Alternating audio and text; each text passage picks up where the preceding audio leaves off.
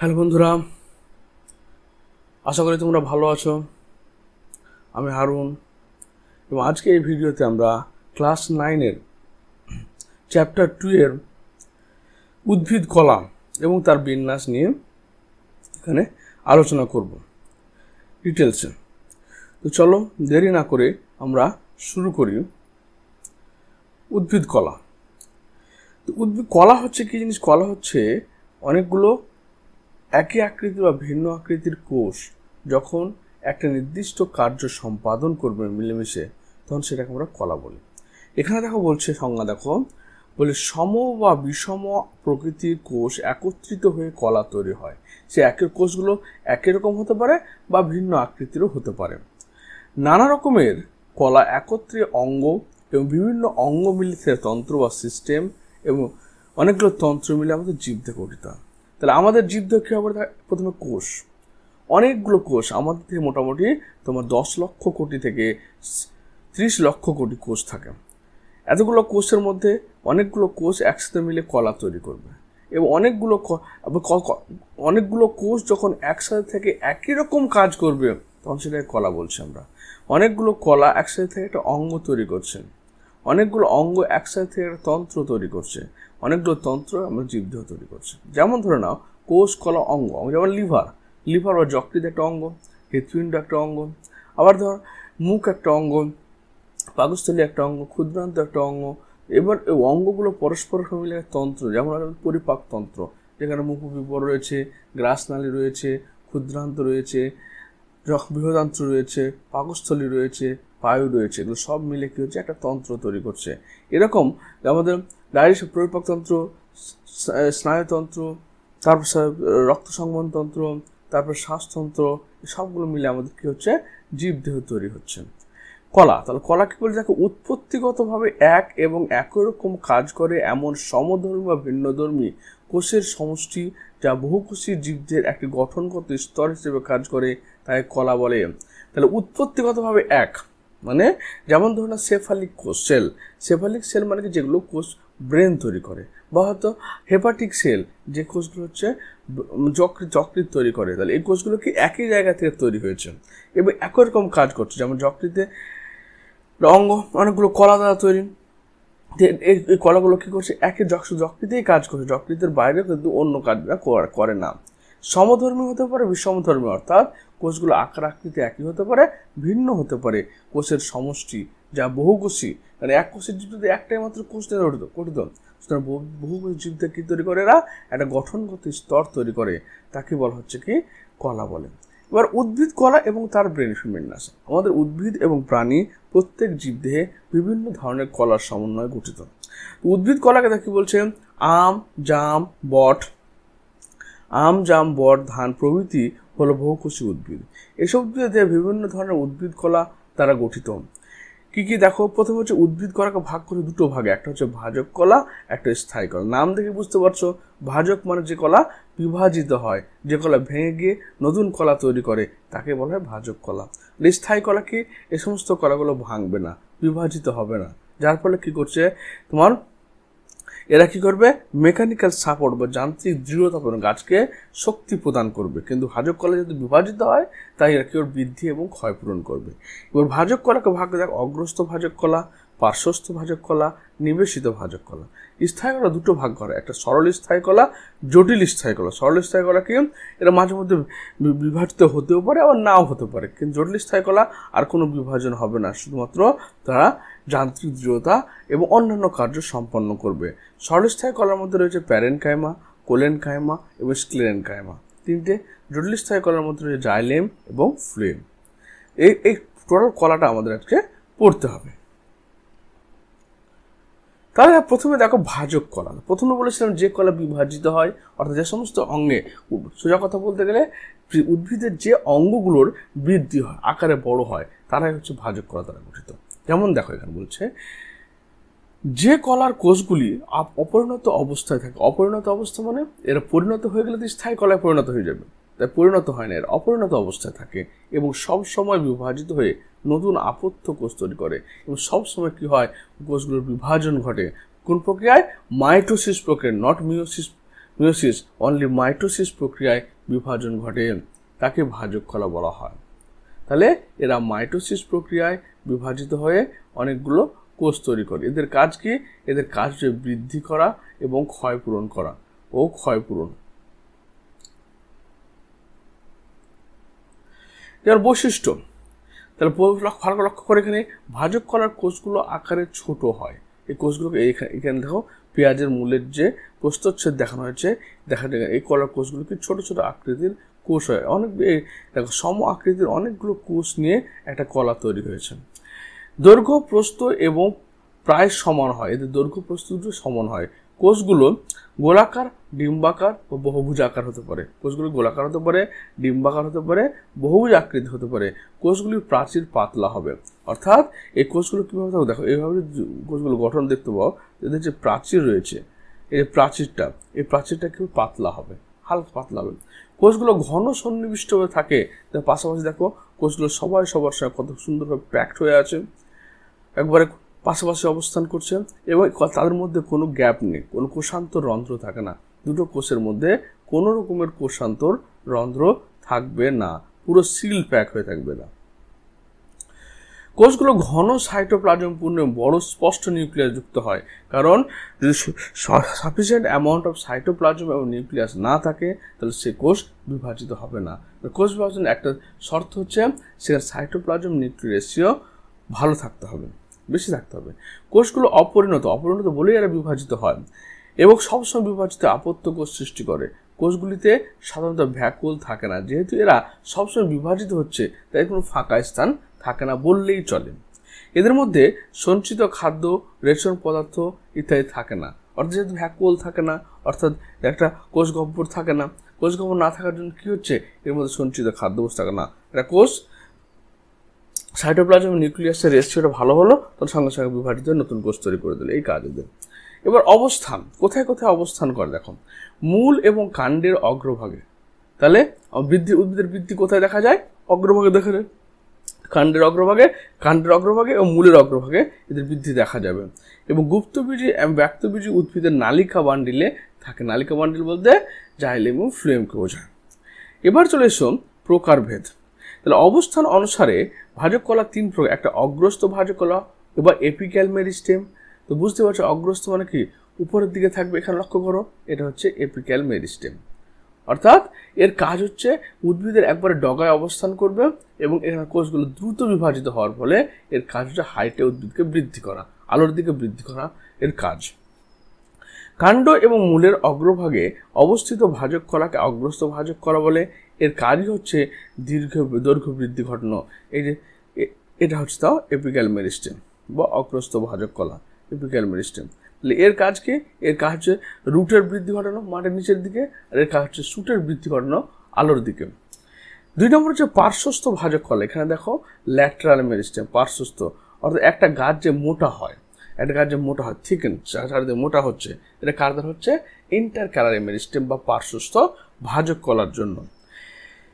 যেমন হচ্ছে কি দেখো, উদ্ভিদের কাণ্ড এবং মূলের পার্শ্বদেশে লম্বভাবে অবস্থিত ভাজক কলাকে পার্শ্বস্থ ভাজক কলা বলে। যেমন ক্যাম্বিয়াম একটা ভাজক কলা, ফেলোজেন একটা ভাজক কলা বা কট ক্যাম্বিয়াম। এরা কি করে? উদ্ভিদের পার্শ্বস্থ বৃদ্ধিতে সহায়তা করে, অর্থাৎ উদ্ভিদকে সাইডের দিকে বাড়াতে সাহায্য করে। তারপর হচ্ছে কি 3 নম্বর নিবেশিত ভাজক কলা। নিবেশিত মানে কারোর মধ্যে, ইন্টারক্যালারি, কারোর মধ্যে অবস্থান করছে। দেখো এখানে যেটা হচ্ছে ইন্টারক্যালারি মেরিস্টেম। কোথায় রয়েছে দেখো, এটা হচ্ছে নোড, এটা হচ্ছে নোড রয়েছে, হ্যাঁ এটা নোড। তাহলে এই যে নোড, এটাকে নোড, এটাও নোড, নোড পোর্শন থেকে পাতা এবং শাখা প্রশাখা তৈরি হয়, এটা হচ্ছে ইন্টার নোড। তারপরে দেখো দুটো স্থায়ী কলার মাঝে অন্তর্নিহিত অবস্থা ভাজক কলাকে নিবেশিত ভাজক কলা। নিবেশিত মানে কারোর মধ্যে ঢুকে থাকা। কার মধ্যে ঢুকে আছে? দুটো স্থায়ী ভাজক কলা, দুটো স্থায়ী কলা। স্থায়ী কলা বলতে কারা? যারা তোমার বিভাজিত হয় না, যান্ত্রিক দৃঢ়তা প্রদান করে। যেমন ঘাস, বাঁশ, গম প্রভৃতি পর্ব মধ্যে, অর্থাৎ এই যে এইটুকু জায়গায় তোমার কি রয়েছে? নিবেশিত ভাজক কলা রয়েছে পর্ব মধ্যে। পাইন গাছের পাতার পত্রমূলে, পাইন গাছের পাতার পত্রমূল বলতে কোনো হচ্ছে যে এটাকে পত্রমূল বলে, এটাকে বলে পত্রমূল বা লিভ বেস। দেখা যায়। কাজ কি? নিবেশিত ভাজক কলা পরমধ্য পাতার দৈর্ঘ্য বৃদ্ধি ঘটায়। তাহলে এই যে দেখো এই অংশগুলোতে পাতার বৃদ্ধি ঘটাচ্ছে, এবং ইন্টারনাল পোর্শনে কি হচ্ছে, এর কোষ বিভাজন ঘটিয়ে এটাকে লম্বালম্বি বাড়াচ্ছে। ওকে, দুটো পরমধ্যের মধ্যে দৈর্ঘ্য বৃদ্ধি করছে। তাহলে এপিক্যাল মেরিস্টেম কি করলো? শুধুমাত্র অগ্রভাগের বৃদ্ধি ঘটালো। ইন্টারক্যালারে কি করলো? দুটো পরমধ্যের বৃদ্ধি ঘটালো। এবং ল্যাটারাল মেরিস্টেম কি করলো? তাকে মোটা করলো, থিকনেস করলো। তাহলে ভাজক কলার কাজ দেখে নাও। বলছে উদ্ভিদে সব ধরনের কলাই ভাজক কলা থেকে উৎপন্ন হয়। তাহলে প্রথম যে কলাটা, সে কলাটা হচ্ছে ভাজক কলা। এবং ভাজক কলা থেকে তোমার কিছু কলা কি হচ্ছে, কন্টিনিউয়াসলি বিভাজিত হয়ে থাকছে, তারা হচ্ছে ভাজক কলা থেকে যাচ্ছে। আবার কিছু কলা হচ্ছে তোমার যারা আর বিভাজন হয় না, বিভাজন না হওয়ার জন্য তারা কি উদ্ভিদকে দৃঢ়তা প্রদান করছে, এগুলো স্থায়ী কলা বলছে। আর সরল স্থায়ী কলা, আবার স্থায়ী কলা দুরকম, সরল এবং জটিল। যারা হচ্ছে বিভাজিত পরবর্তী কোনো কারণে, যে সমস্ত ভাজক কলা তোমার বিভাজন ক্ষমতা হারিয়ে স্থায়ী হয়ে গেল, তারা স্থায়ী কলা। এবার এদের মধ্যে কিছু কলা রয়েছে উদ্ভিদের প্রয়োজনে কোনো সময় তারা বিভাজিত হতে পারে বা না হতে পারে, কিন্তু আর কিছু আছে কোনো সময় বিভাজিত হবে না, যেমন তোমার জটিল স্থায়ী কলা, যেগুলো জাইলেম ফ্লেম। উদ্ভিদের সব ধরনের কলায় ভাজক কলা থেকে উৎপন্ন হয়। 2 নম্বর কি বলছে, ভাজক কলা নতুন আপত্য কোষ তৈরি করে উদ্ভিদের বৃদ্ধিতে সাহায্য করছে। এটা দেখো পরমধ্যের বৃদ্ধি ঘটালো, এটা অগ্রস্থ অংশের বৃদ্ধি ঘটালো, এবং এটা পার্শ্বস্থ অংশের বৃদ্ধি ঘটালো। ভাজক কলার দ্বারাই উদ্ভিদের নতুন পাতা, মূল, কাণ্ডের শাখা, ফুল, ফল ইত্যাদি তৈরি হয়। উদ্ভিদের যত অঙ্গ প্রত্যঙ্গ রয়েছে সবগুলো কিন্তু ভাজক কলা থেকে উৎপন্ন হয়। স্থায়ী কলাগুলো শুধু কি করে, যান্ত্রিক দৃঢ়তা প্রদান করে। তারপর হচ্ছে ভাজক কলার কোষগুলো বিভাজিত হয়ে উদ্ভিদের ক্ষতস্থান পূরণ করে। তাহলে ভাজক কলার প্রধান কাজই হচ্ছে বৃদ্ধি ঘটানো এবং ক্ষয় পূরণ করা।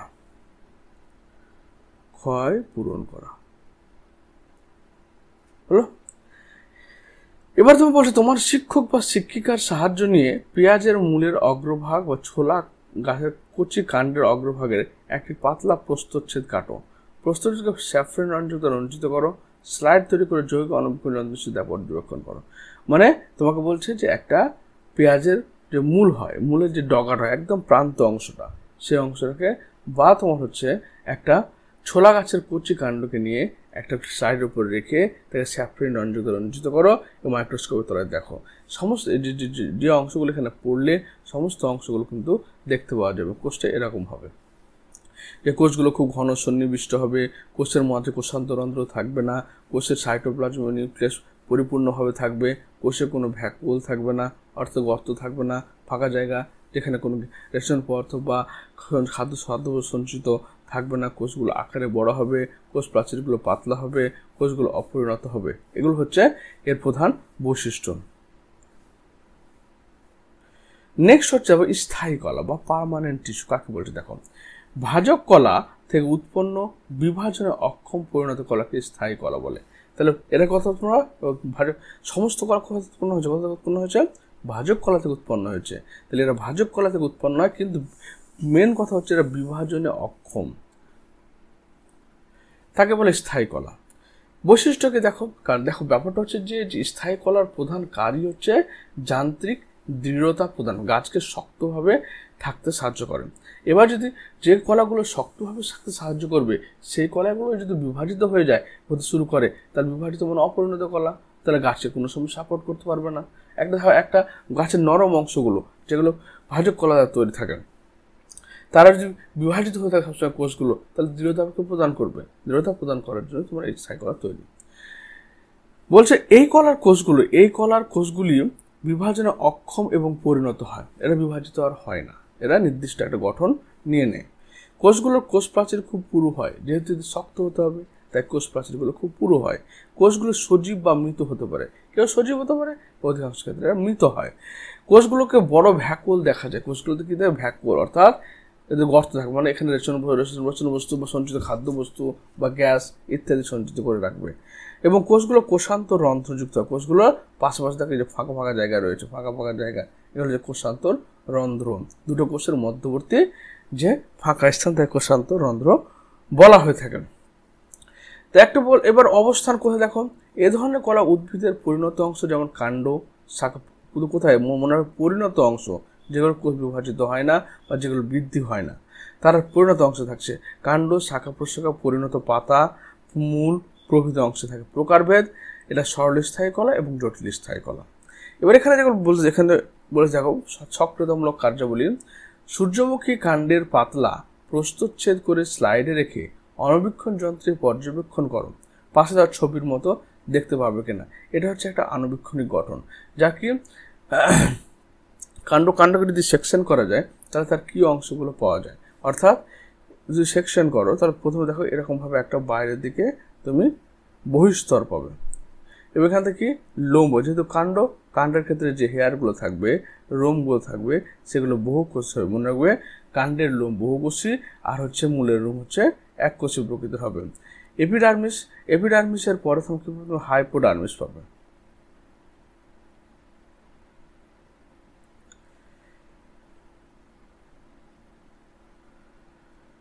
তারপরে এন্ডোডার্মিস পাবে।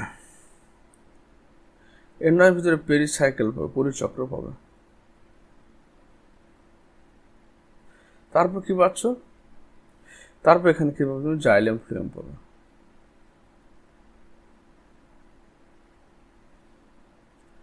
আর যদি দ্বিবীজপত্রী হয় তাহলে সেখানে ক্যাম্বিয়াম পাবে, আর একবীজপত্রী হলে ক্যাম্বিয়াম পাবে না। তাহলে এটা হচ্ছে কি স্টেম হেয়ার, অর্থাৎ মূল, হেয়ার, লোম। এটা হচ্ছে এপিডার্মিস বা বহিস্তক, যেটাকে বলছি আমরা এপিডার্মিস বা বহিস্তক। তারপর থেকে হাইপোডার্মিস, অধস্তক। এটা হচ্ছে কি বহিস্তর, কর্টেক্স বা বহিস্তর বলা হয় এটাকে। এটা হচ্ছে এন্ডোডার্মিস, অন্তঃস্তর। তারপর এটা হচ্ছে কি, এটা হচ্ছে পেরিসাইকেল, পরিচক্র।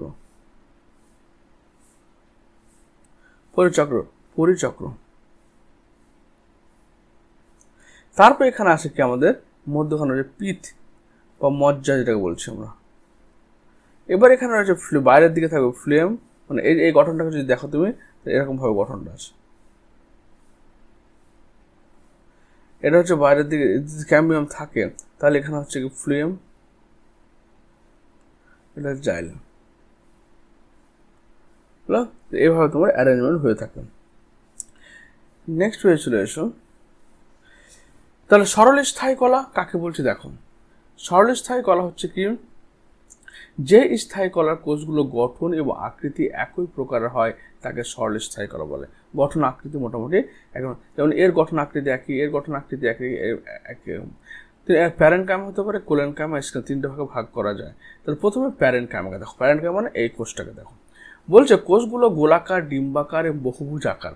কোষগুলো গোলাকার হতে পারে, ডিমের মতো আকৃতির হতে পারে, বহুভুজ আকার হতে পারে। কোষগুলোর পাতলা প্রাচীর এবং সেলুলোজ দ্বারা, এদের যে প্রাচীর রয়েছে সেই প্রাচীরটা হচ্ছে পাতলা এবং সেলুলোজ দ্বারা তৈরি থাকে। কোষগুলো সজীব এবং নিউক্লিয়াস, এর প্রত্যেকটা এই যে হোয়াইট কালার আছে সেটা প্রত্যেকটা নিউক্লিয়াস রয়েছে, প্রত্যেকটা সজীব। তাহলে এরা হয়ে গেল সজীব। কোষগুলো ভ্যাকুয়াল এবং কোষ না, এই যে প্রত্যেকে এই যে হলুদ কালার রয়েছে, হলুদ কালার অংশটা হচ্ছে ভ্যাকুয়াল, এটা ভ্যাকুয়াল, এই যে ভ্যাকুয়াল অংশ প্রত্যেকটাতে রয়েছে বড় আকারে। অবস্থান কোথায়? মস এবং কিছু কিছু শৈবালের দেহেও এই কোষ কলা দ্বারা গঠিত হয়। মস এবং কিছু শৈবালের দেহ শুধুমাত্র এই কলা দ্বারাই গঠিত হয়। ফার্ন এবং উন্নত উদ্ভিদের সকল রসালো সজীবের অংশে এই কলা থাকে। যে সমস্ত অংশগুলো রসালো এবং সজীব সেখানে কি থাকছে? প্যারেনকাইমা কোষ থাকছে। এর কাজ কি? প্যারেনকাইমা কোষ যখন ক্লোরোফিল বহন করবে তখন সে কী করে? ফটোসিনথেসিস করে, সালোক সংশ্লেষ করে, একে ক্লোরেনকাইমা বলা হয়ে থাকে। আবার যদি এই প্যারেনকাইমা কোষগুলোর মধ্যে যদি বায়ু, যেমন কচুপাত, যে কোনো জলজ উদ্ভিদের ক্ষেত্রে দেখবে এই প্যারেনকাইমা কোষের মধ্যে কি থাকে? একটা এয়ার চেম্বার থাকে যার মধ্যে বায়ু ঢুকে থাকে, যার ফলে উদ্ভিদগুলো ভাসতে থাকে, তাকে বলা হচ্ছে এরেনকাইমা। আবার যদি খাদ্য সঞ্চয় করে থাকে তখন সে খাদ্য সঞ্চয় প্যারেনকাইমা বলা হয়। তিন ধরনের প্যারেনকাইমা পেলাম আমরা। একটা হচ্ছে যদি তোমার সালোক সংশ্লেষ করে তখন ক্লোরেনকাইমা বলছি, যদি তোরা কি বলছে বায়ু ধারণ করে রাখে তখন তো এরেনকাইমা বলছি, আর যদি খাদ্য ধারণ করে সঞ্চয় প্যারেনকাইমা বলছি আমরা। এই কোষগুলো কোষ প্রাচীরগুলো পাতলা হচ্ছে, অর্থাৎ কোষগুলো যে আমি এভাবে আঁকি, কোষগুলো কী হবে? কোষ প্রাচীরগুলো পাতলা হবে, কোষগুলো ডিম্বাকার, গোলাকার বা হতে পারে। এবং কোষগুলোর মধ্যে কি থাকবে? কোষান্তর রন্ধ্র থাকবে এবং কোষগুলোর মধ্যে একটা বড় করে ভ্যাকুয়াল থাকবে, কোষগুলোর মধ্যে নিউক্লিয়াস থাকবে, সাইটোপ্লাজম থাকবে ঠিকঠাকভাবে।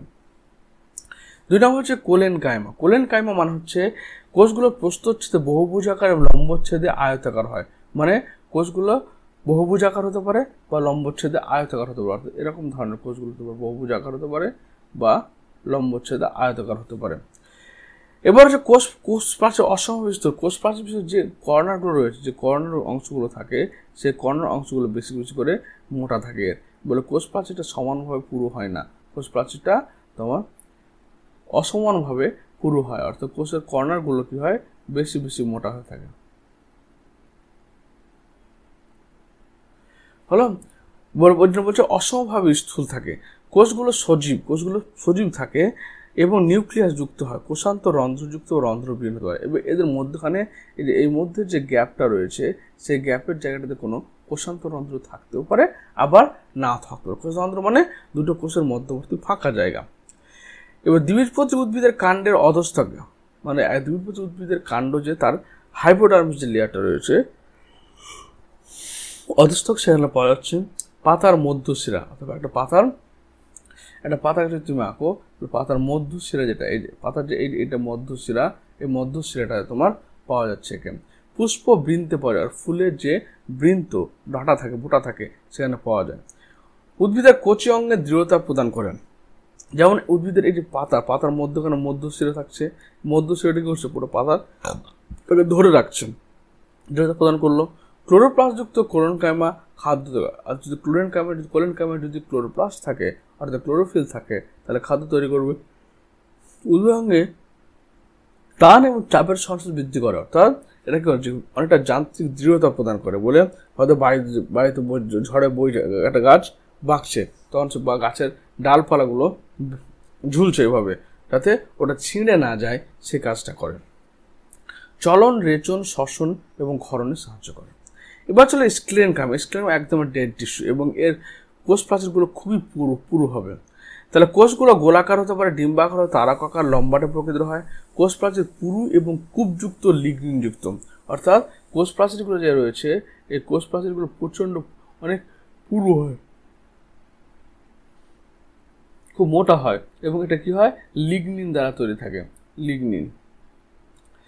তাহলে এখানে দেখো যে প্যারেনকাইমার যে কোষ প্রাচীরের সেলুলোজ দ্বারা তৈরি থাকে এবং পাতলা হচ্ছে, লিগনিনে তৈরি থাকে। কোষগুলো খুব মৃত প্রকৃতির, এগুলো হচ্ছে কি? তাহলে এগুলো সম্পূর্ণ ডেড।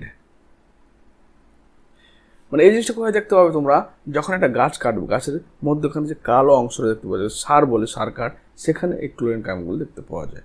কোষগুলোর মাঝে কোষান্তর স্তর থাকে না। এর প্যারেনকাইমার ক্ষেত্রে কোষ প্রাচীরটা পাতলা হয়। এর ক্ষেত্রে কি? আনইভেনলি থিকেন্ড, অর্থাৎ কোথাও মোটা হয়, কোথাও পাতলা হয়। এর ক্ষেত্রে আবার পুরো মোটা ধরনের কোষ প্রাচীর হয়। এখানে ভালোভাবে দেখাচ্ছে, দেখো এর কোষ প্রাচীরগুলো পাতলা থাকছে এবং কোষের মধ্যখানে কোষান্তর স্থান থাকবে। এর ক্ষেত্রে কি? কোষ প্রাচীরগুলো কোথাও পাতলা হচ্ছে, কোথাও আবার মোটা হয়ে যাচ্ছে। এর ক্ষেত্রে সমানভাবে মোটা হবে। এর কোষ প্রাচীরটা সেলুলোজ দ্বারা তৈরি থাকবে। এর কোষ প্রাচীরটা পেকটিন এবং সেলুলোজ দ্বারা তৈরি থাকবে। এটা হচ্ছে লিগনিন দ্বারা তৈরি থাকবে। তাহলে এর মেন কাজ হচ্ছে উদ্ভিদকে যান্ত্রিক দৃঢ়তা প্রদান করাই হচ্ছে কাজ, এবং উদ্ভিদের অঙ্গে টান এবং চাপের সহনশীলতা বৃদ্ধি করা।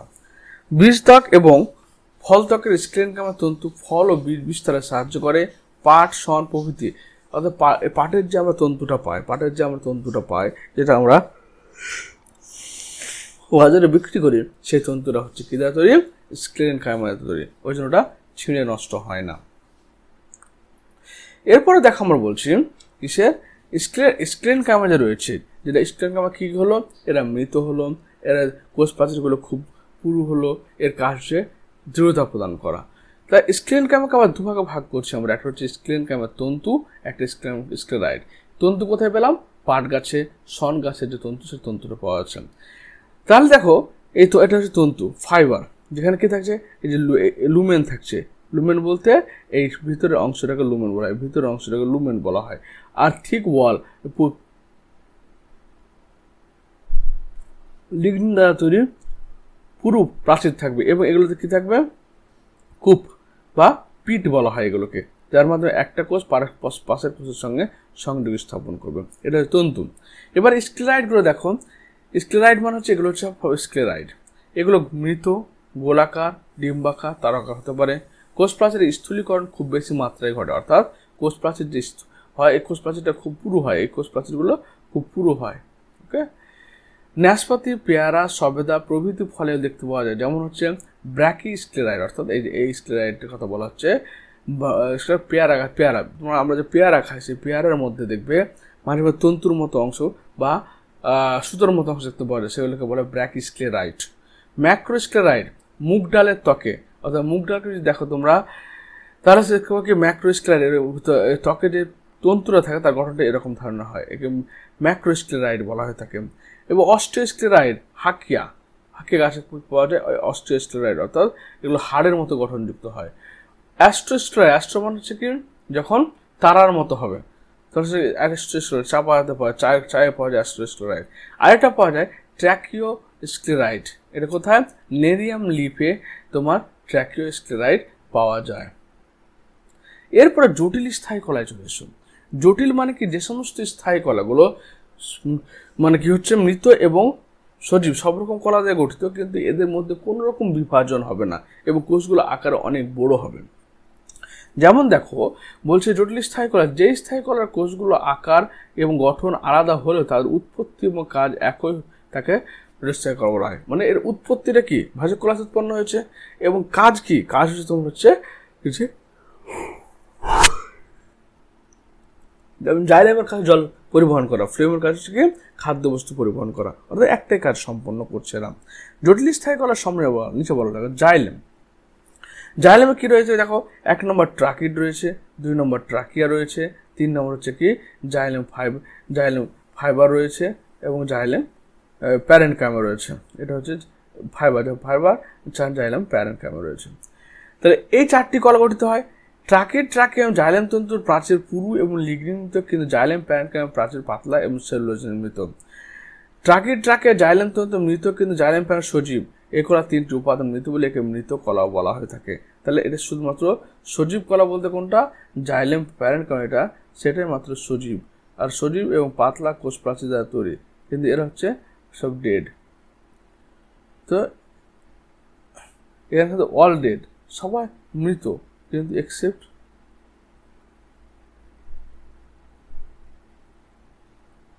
মৃত, এই জন্য মৃত কলা বলা হয়ে থাকে, all dead except xylem parenchyma. এদের অবস্থান কোথায় দেখো, সংবহন কলাযুক্ত মানে ফার্ন, ব্যক্তবীজি এবং গুপ্তবীজি উদ্ভিদ থেকে এদের দেখতে পাওয়া যায়। এবার মনোরম দ্বারা জল এবং জলে দ্রবীভূত খনিজ লবণ মিশ্রিত রস পাতায় পৌঁছে দেয় ঊর্ধ্বমুখী পরিবহনের মাধ্যমে, অর্থাৎ মাটির নিচ থেকে জল ও জল দ্রবীভূত খনিজ লবণ পাতায় পৌঁছানোর কাজ হচ্ছে কার কাজ, তোমার এই জাইলেম কলার কাজ। উদ্ভিদকে জানতে এবং সঙ্গে সঙ্গে উদ্ভিদ জানতে দৃঢ়তা প্রদান করে। তাহলে এখানে কি জাইলেম 4টা কলার মধ্যে ট্রাকিয়া, জাইলেম প্যারেনকাইমা, জাইলেম তন্তু। এর মধ্যে জাইলেম প্যারেনকাইমা শুধু সজীব এবং তার কাজ হচ্ছে ক্লোরোফিলযুক্ত হওয়া, খাদ্য সংশ্লেষ করা, এবং জাইলেম তন্তু দৃঢ়তা প্রদান করা, ট্রাকিড এবং ট্রাকিয়ার জলকে পরিবহন করা। তো এরা কি করে, এরা জল ও জলদ্রবীভূত খনিজ লবণ মাটি থেকে শোষণ করে সেটাকে ঊর্ধ্বমুখী পরিবহন করা, অর্থাৎ পাতায় পৌঁছে দেওয়া এর কাজ। এবার চলছে ফ্লেম মানে যে খাদ্যবস্তু পাতায় খাদ্যবস্তু উদ্ভিদ সারাতে পৌঁছাবে। এই কলা 4টি উপাদান কোষে সমন্বয় গঠিত, শিবনল, সঙ্গীকোষ, ফ্লেম প্যারেনকাইমা, ফ্লেম তন্তু। এই দেখো শিবনল, সঙ্গীকোষ, এই যে শিবনল, সঙ্গীকোষ, তারপর হচ্ছে কি ফ্লেম প্যারেনকাইমা,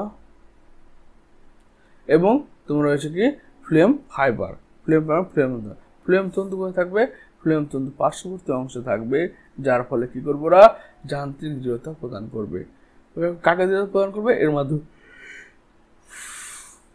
শিবনল সঙ্গীকোষ, যার মধ্যে ফুড ট্রান্সপোর্ট হবে।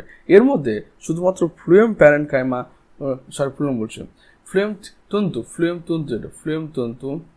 ফ্লেম তন্তু যেটা বা ফ্লেম ফাইবার যেটা, সেটা শুধুমাত্র ডেড, বাকি সমস্ত সেলগুলো জীবিত, এই জন্য এদেরকে সজীব কলাও বলা হয়ে থাকে। সংবহন কলাযুক্ত সকল প্রকার উদ্ভিদে স্টিলি এবং নালিকা বান্ডিল এই কলা থাকে। স্টিলি বলতে কি বলছে, কেন্দ্রীয় স্তম্ভ, অর্থাৎ এন্ডোডার্মিস থেকে মজ্জা পর্যন্ত ভিতরে যে অংশ যেখানে তোমার কে থাকে, পেরিসাইকেল থাকে, জাইলেম ফ্লুয়েম থাকে, তাকে বলা হচ্ছে তোমার স্টিলি বা কেন্দ্রীয় স্তম্ভ। এর মাধ্যমে পাতায় উৎপন্ন খাদ্য সর্বত্র প্রবাহিত হয়, ফ্লুয়েমতন্তু যান্ত্রিকতা প্রদান করে। তাহলে আমাদের এখানে আমরা প্ল্যান্টটির সম্পর্কে আলোচনা করলাম। তো ভিডিও কেমন লাগলো তোমরা অবশ্যই কমেন্ট বক্সে কমেন্ট করে জানিও। আর এই সম্পর্কে কোনো সমস্যা থাকলে, কোনো কোয়েশ্চেন থাকলে অবশ্যই আমাকে কোয়েশ্চেনটা কমেন্ট বক্সে কমেন্ট করে জানিয়ে দিও, তার উত্তর আমি সেখানে পাঠিয়ে দেবো। ভিডিও দেখার জন্য ধন্যবাদ।